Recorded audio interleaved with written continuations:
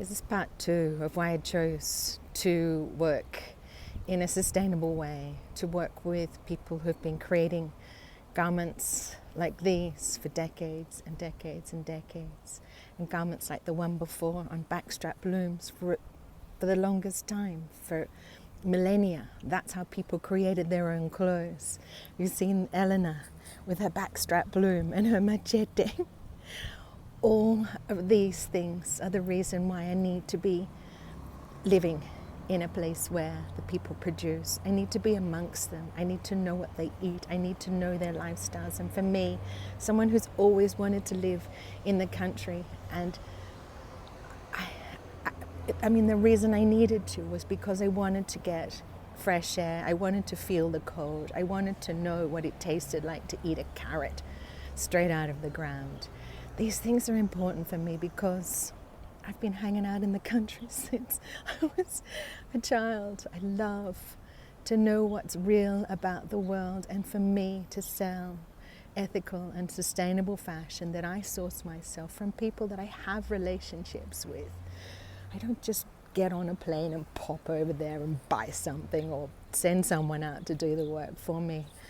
As I've said before, I'm the person that's in the back of the truck, sitting in the ute, getting covered in dust. And for me, I love that part of it. It actually makes it feel so much more real, and it's the reason I do it. I'm not averse to getting covered in dust and rubbish, although sometimes if I just wash my hair it can be a bit annoying. But the point is, right now we've all got to find a way of feeling passionate and more passionate about the things that are important to us.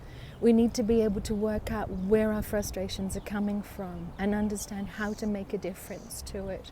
It's not enough to say, I'm not happy with the abortion rights. It's time to start making a difference to every single part of your life.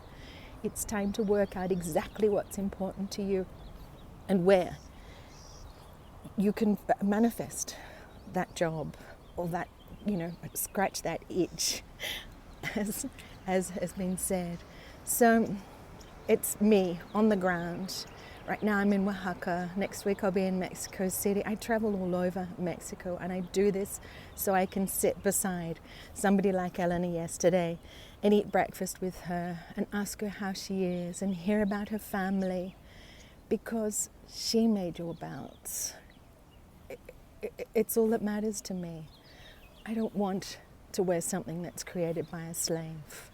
I want something that's real and authentic. So thank you for listening to me, and thank you so much for supporting me, because I know the guy that made these rings. I know him. That's the essence of our supply chain. That's the smallest circle that I can create for you, and that's the most important thing at this particular time. People are being exploited all over the world, and it's time to start taking action and making choices for yourself, for the future. And don't be buoyed by all those flashy campaigns and silly greenwashing exposés. This is real.